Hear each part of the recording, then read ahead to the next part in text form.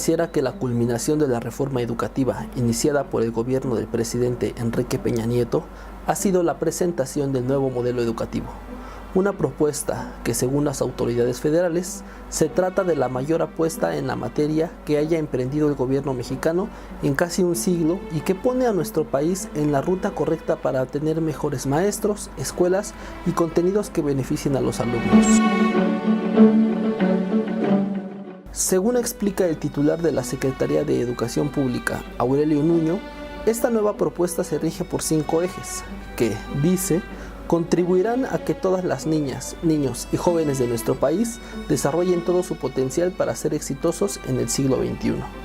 Estos ejes contemplan un nuevo planteamiento curricular, que la escuela esté al centro del sistema educativo, impulso a la formación y desarrollo profesional docente, mayor inclusión y equidad y atención a la gobernanza del sistema educativo.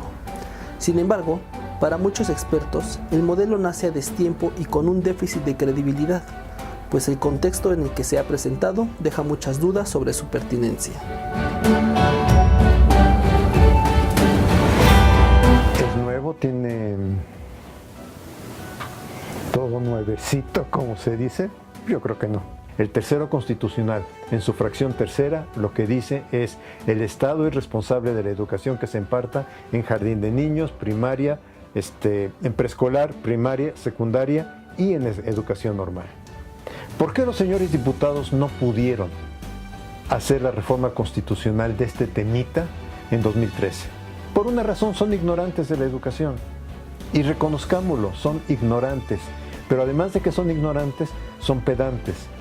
No se asesoraron de quienes pueden hablar de educación con todas las distintas posiciones que tenemos los especialistas, porque no digo escuchen a uno, escuchen a las diversas posiciones y de ahí váyanse formándose un criterio. Yo creo que sí hay un reto importante en materia de implementación, porque vaya, pareciera que estamos ante un escenario obviamente electoral que se está marcando por los tiempos electorales, y como pues se ha visto en nuestro país, todo se deja para el cuarto para las 12. ¿Qué pasa entonces? Que las prisas nos están llevando a hacer un ejercicio que bien a bien no está cuajando dentro del gremio magisterial, sobre todo obviamente en educación básica. Creo que la implementación, vuelvo a decirlo, al cuarto para las 12 no es buena, no es pertinente, no es correcta. Se habla de situación de la implementación al 2018, y yo creo que más por tiempos electorales no se va a dar como debiera darse. Un aspecto que sí me gustaría subrayar es que ya se está llevando a cabo esta implementación, como ha sido anunciado, en escuelas pilotos. Sin embargo, bueno, soy una persona que le gusta leer, que le gusta estar enterado de los diversos acontecimientos educativos. Yo no tengo información o conocimiento acerca de quién está llevando un registro, ¿no?, puntual, primero la observación, un registro puntual de los diversos acontecimientos que se están dando en la implementación en estas escuelas pilotos. Puede ser que entonces al final de tránsito piloto que se le está denominando, no se haga nada y se diga todo es perfecto, todo es maravilloso, que se escuche la voz de alguno que otro docente, que digan pues vamos para adelante porque este es el futuro educativo que le espera al país, y al final de cuentas pues no pasa absolutamente nada más que una política impositiva, arbitraria, que obviamente pueda pues no dar un buen resultado educativo, ¿no? Bueno, pues como todo el mundo ha podido ver, el modelo ha llegado de una manera tremendamente tardía con relación al planteamiento gubernamental. De hecho, me parece que hay un gran acuerdo y una sorpresa unánime en el sentido de que el quinto año de un gobierno que está prácticamente cerrando lanza un proyecto, un modelo educativo que pretende ser el fundamento de la propuesta gubernamental en materia de educación. Ya se ha dicho muchísimo que es plantear los cimientos después que los acabados, si usáramos la metáfora ingenieril o arquitectónica. Pero lo cierto es que es un sinsentido que el modelo educativo esté siendo lanzado cuando el sexenio está prácticamente terminando. Es un sinsentido en esa dimensión, y también lo es al plantear propósitos que se alcanzarían una vez que se haya ido el actual gobierno. O sea, están planeando sobre el futuro, están planeando sobre el nuevo gobierno que todavía no sabemos ni quiénes serán, y ya están dejando encargos. Me parece tremendamente preocupante la forma en la que se ha planteado el modelo educativo.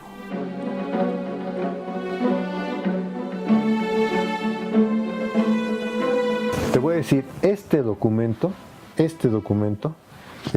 en la parte curricular solamente cita una autora mexicana. Sí, o sea, para mí me dejó completamente sorprendido, y creo que es un síntoma de lo que para este país valemos los investigadores que estamos trabajando. Es una gran contradicción. Nuestro salario viene del pueblo de México, viene de lo que los trabajadores dan para que la Secretaría de Hacienda sostenga la universidad. Varios hemos mostrado que tenemos un compromiso serio, real con la educación, que apostamos a la educación. Es una tristeza ver que hoy Mexicanos Primero, que es un conjunto de empresarios que no mandan a sus hijos a las escuelas públicas. Sí, o sea, ninguno de ellos tampoco están pensando que sus hijos sean profesores. O sea, si alguno de ellos, sus hijos les dijera quiero estudiar en la escuela normal, brincarían del susto.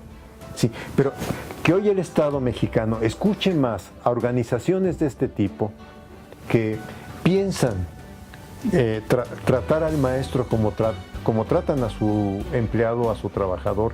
Usted no cumplió con sus tareas, está despedido. Usted no hizo bien esto, está despedido. Que un docente que es un profesional que se enfrenta a un reto de crear condiciones de aprendizaje y trabajar en la formación de un conjunto de estudiantes.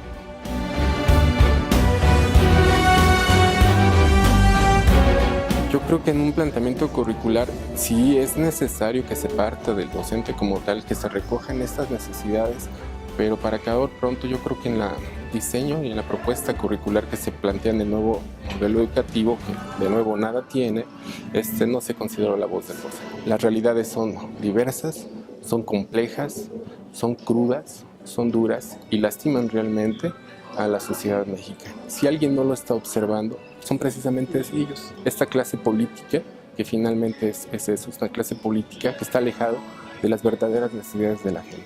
La educación nos plantea enormes retos y enormes déficits. Tenemos un tremendo déficit cuantitativo, hay enormes masas de mexicanos que no tienen acceso a la educación en sus diferentes niveles. Tenemos un déficit en términos de calidad sustantiva de la educación, no la calidad esa burocrática o tecnocrática a la cual se alude en los documentos oficiales. Tenemos un déficit en términos de la calidad sustantiva de la educación. Tenemos problemas muy serios en materia de la construcción de las políticas en materia educativa. Tenemos un serio déficit en materia de infraestructura educativa. Tenemos un déficit en términos de la construcción de las decisiones en educación. Y tenemos un tremendo déficit pedagógico. Tenemos serios problemas en los diversos procesos que se involucran con el hecho educativo. Ante todo eso, no tengo ninguna duda que este país necesita una reforma. Y necesita, por supuesto, un modelo educativo. ¿Necesita esa reforma? Por supuesto que no. ¿Necesita este modelo? Por supuesto que no. Son intentos que han demostrado que no solamente no arreglaron los problemas del siglo XX de México y de inicios del siglo XXI, sino que generaron nuevos problemas. O sea, no solamente no resolvieron aquello que querían resolver, sino se generó un problema de gobernabilidad en este país a nivel general y un problema de gobernabilidad educativa, que eso es algo sobre lo que no hemos reflexionado suficiente. Entonces, en términos de forma, tenemos mucho camino por caminar, y en términos de contenido, pues muchísimo más. O sea, desde mi perspectiva, el modelo educativo inserto en una propuesta gubernamental no respondió ni estuvo a la altura de lo que decían que pretendía resolver. Este plan, el de educación básica, hoy se está aplicando en 1000 escuelas, que no sabemos cuáles son, o por lo menos el común de los mortales no sabemos cuáles son. No sabemos con qué instrumentos están haciendo el seguimiento de esta aplicación. Por lo tanto, el señor secretario promete que en 2018 va a arrancar. Arranca en agosto de 2018 y en diciembre de 2018 tenemos cambio de poderes. Yo en serio, ¿qué espero? Que quien le toque suceder al presidente Peña Nieto sea más mesurado en esto. Escuche menos a los poderes fácticos. Porque esta reforma, hay que decirlo con todas sus letras, esta reforma fue impulsada y está siendo impulsada por dos grandes actores. Un grupo empresarial que se ha empoderado en la educación y la OCDE. O sea, son los dos grandes actores que están diciendo esta reforma es necesaria para México. Yo no digo que no tengamos que mejorar la educación, incluso no digo que no tengamos que transformar la educación, que transformar nuestros planes de estudio. Lo que digo es, hagámoslo con pasos más modestos, pero más seguros. Y sí, con una cosa, yo creo que la herencia negativa que nos deja este sexenio es haber hecho que la sociedad devaluara y despreciara la profesión docente. ¿Quién va a querer estudiar en las escuelas normales frente a esta realidad?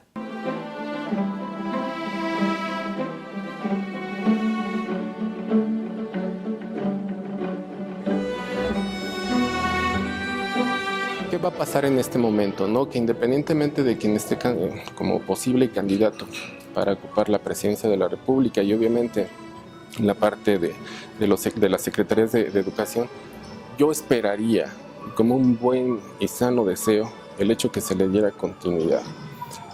Sí hemos sido testigos de las reformas del 93, las que se están en el 2000, a partir del 2000, la del 2011, a los planes de estudio y demás.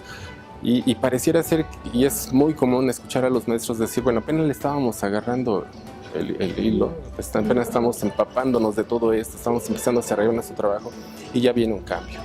Para bien del país, para el bien de su población, de su gente, de la sociedad, sería importante que se continuara con el plan de estudios, pero que sí se reformara, que sí volteara y escuchara a los maestros, que sus necesidades, sus preocupaciones, sus intereses. He tenido la oportunidad de estar trabajando de cerca con maestros, también en el centro educativo donde estoy, en donde su conocimiento es muy valioso, es importante, saben hacer las cosas. Porque, por ejemplo, hoy se está evaluando lo que es, valga la redundancia, la evaluación al desempeño docente mediante lo que son los proyectos de enseñanza. La metodología la conocen los docentes.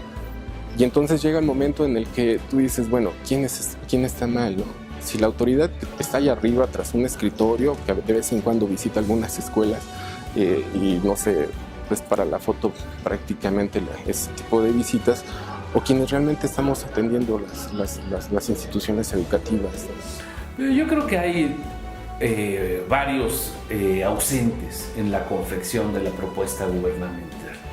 El primer gran ausente es el actor central del proceso educativo, que son los maestros. Los maestros no fueron considerados en la construcción, en el diseño, en la implantación de las decisiones en materia educativa. Y luego comentas de los académicos. Por supuesto que los académicos tampoco fuimos considerados en un sentido amplio. Se consultó a los investigadores que estaban más cercanos del planteamiento gubernamental, cercanos en muchos sentidos, cercanos en términos de las ideas y también, hay que decirlo, cercanos al poder. Yo no estoy pidiendo que desaparezca el INE, no estoy pidiendo que desaparezca ni la ley del INE ni la ley de servicio profesional docente, sí estoy pidiendo que se hagan ajustes. como estoy pidiendo que se hagan ajustes en la Constitución para la formación inicial de los docentes.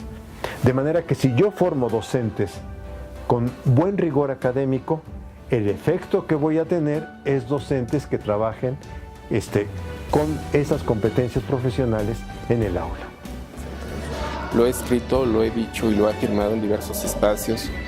Hace falta que se convoque un foro nacional, que se escuche la voz de todos los maestros, no de los representantes. Vuelvo a decirlo, algunos de ellos gozan de todo mi respeto, son reconocidos en el ámbito, pero algunos otros no. Son designados por la propia autoridad educativa estatal y que ya lleva una línea específica a seguir. Entonces, yo esperaría que el trabajo y que la estrategia que pudiera implementarse fuera la de una convocatoria a nivel nacional, y que sí se dieran no de un día, no de 5 minutos o de 3 minutos, ¿no?, para presentar una propuesta, sino que sí se abra un debate serio, con argumentos, ¿no?, obviamente que te permitan a ti sostener por qué las escuelas normales están padeciendo lo que están padeciendo. Caso concreto, las escuelas normales rurales, ¿no?, que siguen estando ahí, que se voltearon a ver después del suceso de Ayotzinapa, pero que al final de cuentas no se sigue fortaleciéndolo, no solo en su infraestructura, sino la capacidad académica que se tiene. Es un asunto y un rubro que ahí está pendiente y que ojalá de parte de la DGESPE pudieran atender adecuadamente. De ninguna manera me atrevería a decir que hay que echar para atrás nada.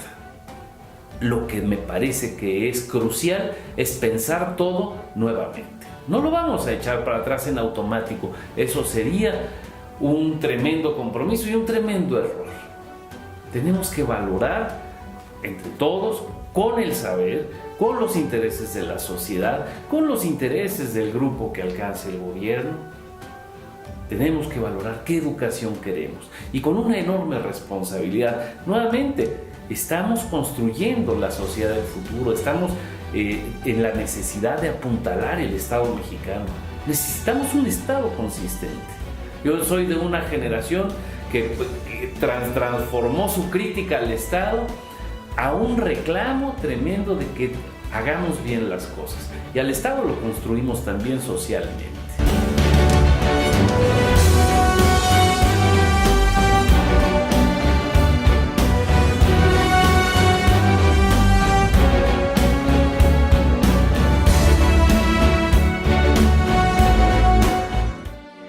Yo sería un poco cauto en llamarlo nuevo, ¿no?, en tanto que una revisión, si quiere usted, somera de los planteamientos que se nos ofrecen.